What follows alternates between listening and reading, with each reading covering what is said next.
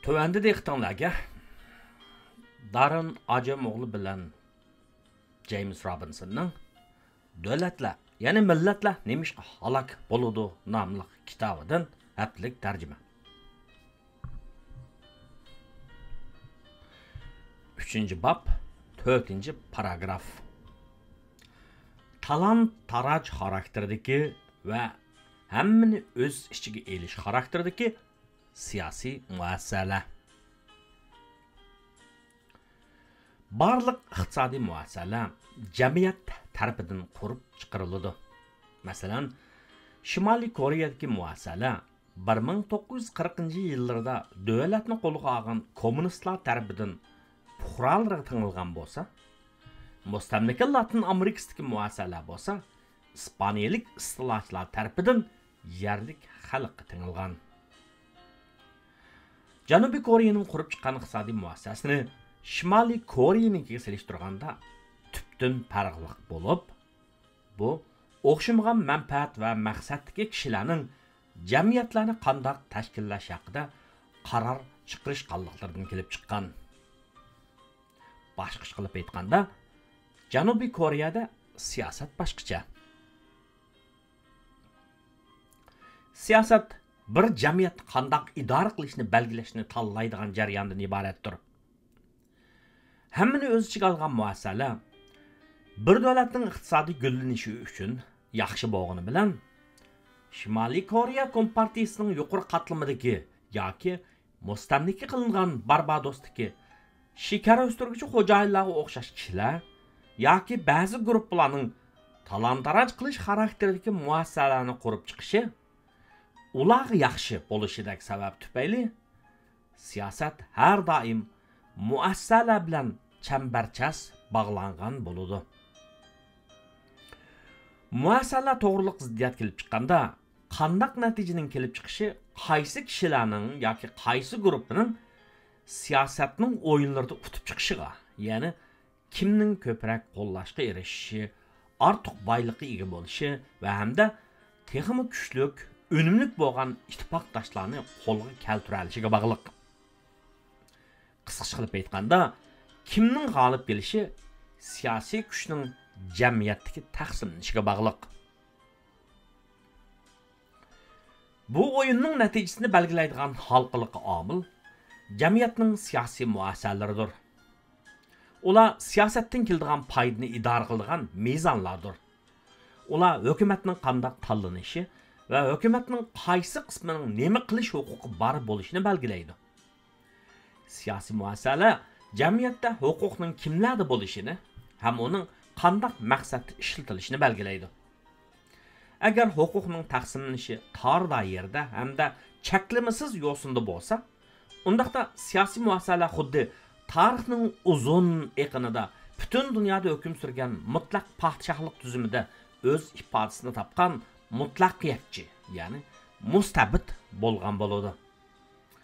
Shimoliy Koreya va mustamlika qilingan Latin Amerikasidagi mustabid siyosiy muassasalarning sayesida huquq tutqanlar o'zlarini beytidigan hamda jamiyatning manfaatini qurbon qilish badaliga o'zlarining kuchini zo'raytiradigan iqtisodiy muassasalarni qurib chiqqan.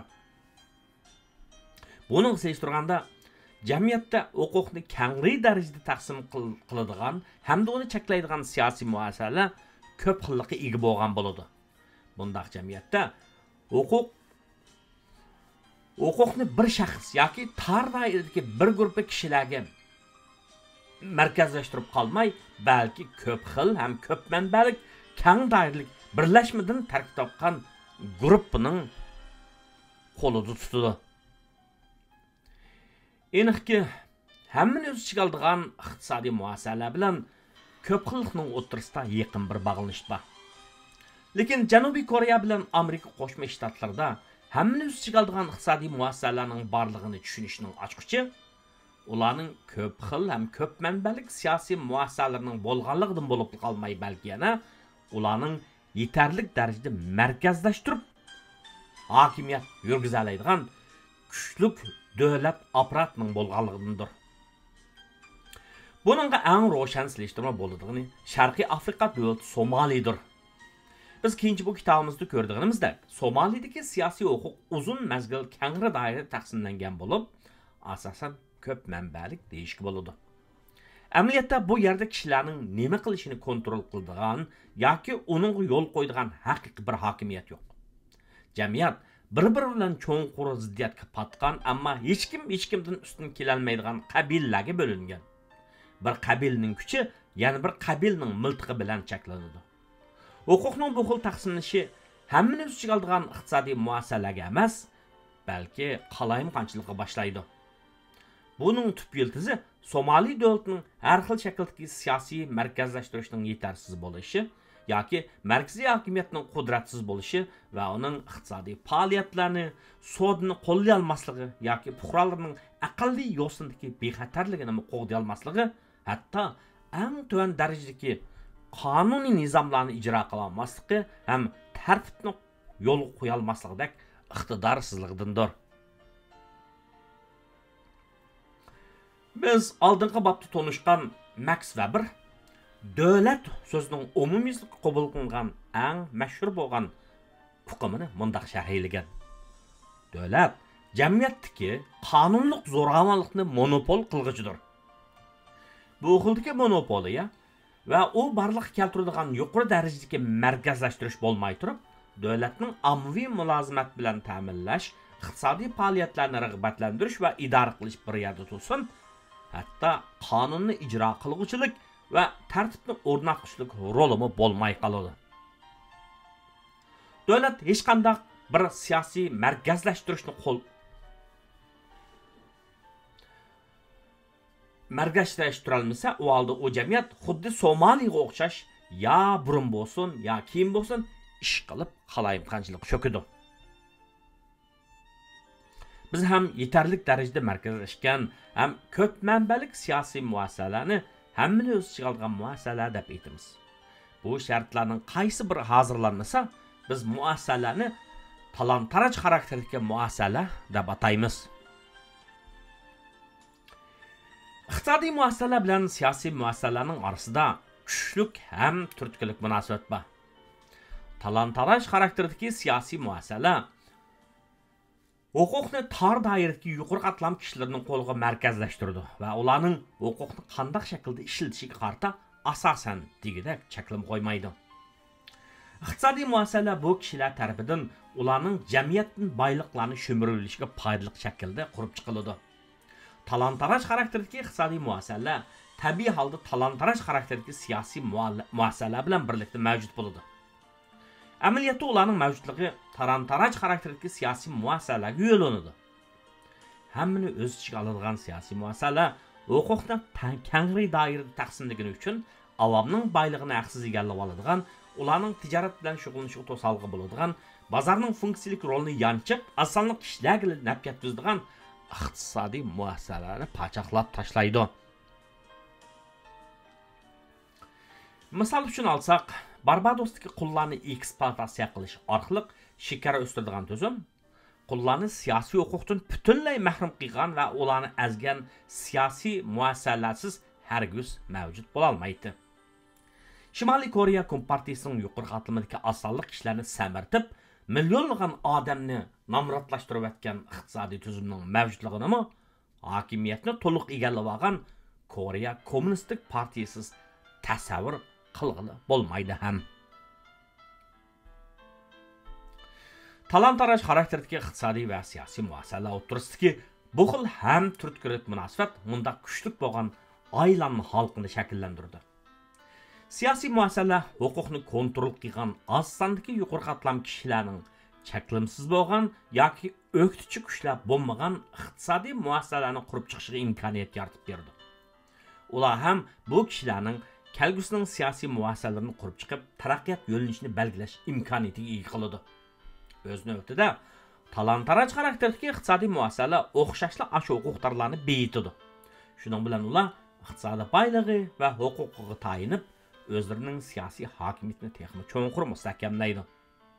Misol uchun olsak, mayli Barbadosda yoki mustamlik qilingan Latin Amerikasi bo'lsin, mustamlikchilar o'zlarining siyosiy kuchlarini ishga solib, avom xalqning manfaatini qurbon qilish badaliga o'zlariga g'oyat zo'r boylik yaratadigan bir yurish iqtisodiy muassasalarni qurib chiqishgan. Bu iqtisodiy muassasalar yaratgan boyliklar mazkur huquqdorlarning siyosiy huquqining mutlaq monopoliyasini qo'g'daydigan armiya va bexatarlik qismlarini qurib chiqishgan. Buningdan chiqaradigan yakun shudirki, talon-taroj xarakterdagi siyosiy va iqtisodiy muassasalar bir-birini qo'llashidi ham shu orqali mavjud bo'lish yuzlanishda bo'ladi. Talon-taroj xarakterdagi iqtisodiy va siyosiy muassasalarning o'rtasidagi ham turtkilik munosabat amaliyotda texmi o'zgacha. Talon-taroj xarakterdagi siyosiy muassasalarning himoyasida yashayotgan huquqdorlar navoda xirisga duch kelib, ularga o'qituvchi yangidan bir kuch paydo bo'lsa, bu yangi kuchmi o'xshashla ancha ko'p cheklimga uchramaydi.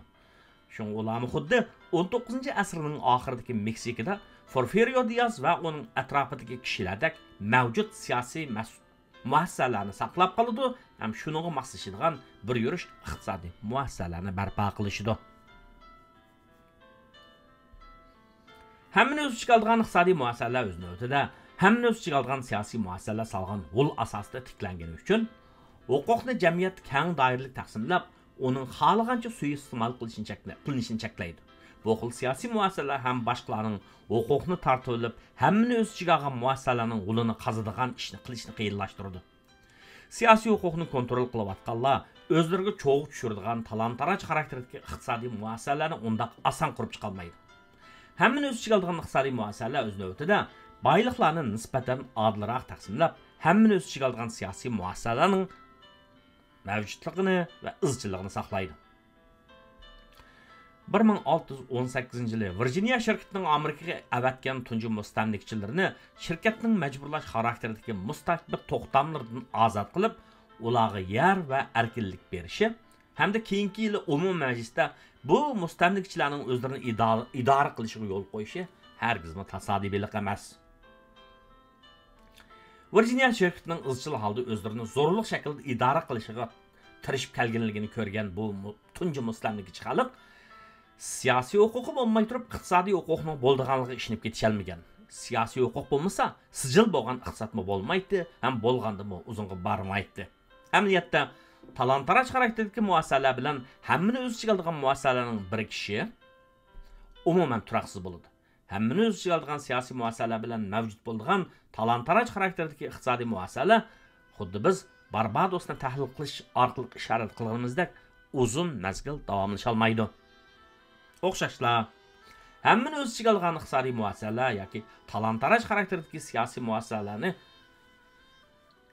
qo'llamaydi yoki ular tarafidan qo'llashga erisholmaydi. Yoki ular huquq tutayotgan asonliq kishilarning foydasi uchun xizmat qilgan talon-taroj xarakterdagi iqtisodiy muassasalarga o'zgarib ketadi yoki ular qo'zg'agan iqtisodiy jonlanish talon-taroj xarakterdagi siyosiy muassasalarning yo'lini qizib, hammani o'z ichiga olgan siyosiy muassasalarning paydo bo'lishiga yo'l ochadi. Hammani o'z ichiga olgan iqtisodiy muassasalar talon-taroj xarakterdagi siyosiy muassasalarga tayinib huzur suradigan yuqori qatlamning oladigan foydasini kamaytiradi. Chunki bu muassasalar bozorning raqobatga duch keladi, to'xtamlarning cheklanmasi va jamiyatning boshqa qismidagi mulk huquqlarining cheklanmasiga ham uchraydi.